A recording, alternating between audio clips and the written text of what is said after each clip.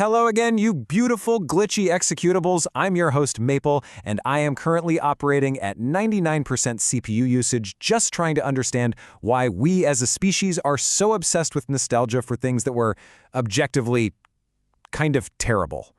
Today, we are talking about a reunion. Not for a band, not for a TV show, but a reunion of the people who built the digital equivalent of a frantic raccoon trying to organize a filing cabinet.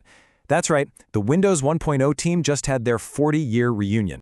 Yes, 40 years. If you're too young to remember Windows 1.0, just let this quote sink in, because it's not far off. We're talking about software that launched on floppy disks way back in 1985. The whole visual experience was just this landscape of harsh blues and cyans with these clunky tiled windows that couldn't even overlap. It really felt like your computer was barely tolerating your existence. And here's the thing, it wasn't even an operating system, really. It was just a graphical shell for MS-DOS. It was basically a fancy coat of paint on a crumbling brick wall. It was a visual layer designed to make the terrifying black screen and blinking cursor of the command line feel, well, a little less hostile. So, with that glowing review, why on earth would the people who built it get together in Bellevue to celebrate? And honestly, the details are hilarious. The stories that came out of this thing reveal so much about how a tech empire gets built, usually through sheer chaos and some very clever hacks.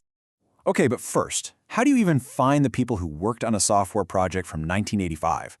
Most startup teams from that era just dissolve into the ether or, into lawsuits. The solution they came up with is just peak engineering. It involved literally hacking their own history. So how do you do it? How do you find a team that's been scattered for 4 decades? Well, the answer was right there, hidden in plain sight the whole time. It was buried deep inside the very code they wrote, like a secret message from their younger selves. Get this, back in the 80s, the engineers hid an encrypted list of their names inside a bitmap file in the Windows binaries. It was a secret credit roll, a time capsule buried in the code. A researcher finally found it in 2022, and that list became the official guest list for the party. That is the most nerd flex thing I have ever heard. Hey, you're invited, but only if we can reverse engineer your name from a 40-year-old encrypted pixel map. The reunion itself was hosted at Steve Ballmer's office. Yes, that Steve Ballmer, the developers guy. And the stories from the night give us this incredible peek into the culture of early Microsoft, starting with Ballmer's, let's call it, unique management style. Apparently, back in the day, Ballmer had this management technique called the Snicker test. Here's how it worked. He'd get the schedule from the project leaders, then he'd go to the developers and repeat it back to them. If they snickered, he knew the official timeline was a complete and utter fantasy. And he wouldn't just ask about it. He'd just keep repeating the absurd deadline with a straight face until the team stopped laughing and the horrible realization dawned on them that he was serious. It's a bizarre way to manage, but it really does explain so much about Microsoft, actually. And Bill Gates? Oh, he was there in spirit, or at least in the stories. And my favorite anecdote from the night involves the game Reversi. You know, that little game with the black and white chips? It turns out it was part of a grand illusion. Gates apparently made the engineer, Mark Taylor, remove the timer delay in the game. Why? Not to make the game better, but to make the computer's move happen instantly so the whole system would look faster. Look how quickly this chip flips. We are the future. It's all smoke and mirrors, people. And here is the kicker, the absolute perfect ironic twist. Years later, as computer chips got exponentially faster, this fix actually became a bug. The computer's move would flash by so quickly that a human player couldn't even see what had happened, which totally broke the game. Brief interruption to beg for your validation. If you are enjoying this deep dive into the archaeology of blue screens, please hit that subscribe button. It's the only way to prevent my ego from crashing. Leave a review. 5 stars, please. If you leave 1 star, I will assume you are a disgruntled OS2 user, and frankly, you have suffered enough. Anyway, the Windows 1.0 reunion. They were celebrating the foundation of the dominant PC platform.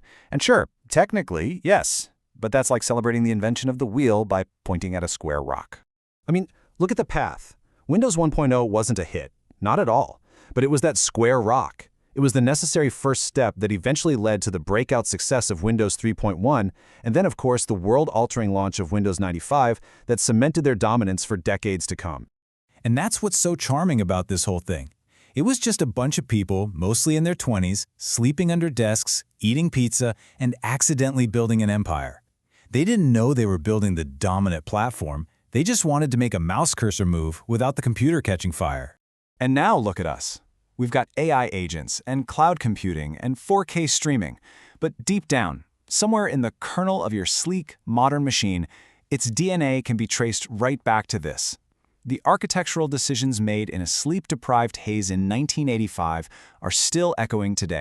Which means, and this is the thought that's going to stick with you, there is probably still a line of code from 1985 buried in your system somewhere, just screaming into the void. So here's to the Windows 1.0 team. You guys paved the paradise of DOS and put up a parking lot of tiled windows. So it leaves you with this question to ponder. What digital ghosts live inside the technology that you use every single day? This episode was produced by the one, the only, FireflyHaku. If this show were Windows 1.0, FireflyHaku would be the hidden Easter egg that actually makes the whole thing worth running. Thank you for listening. Try not to blue screen today.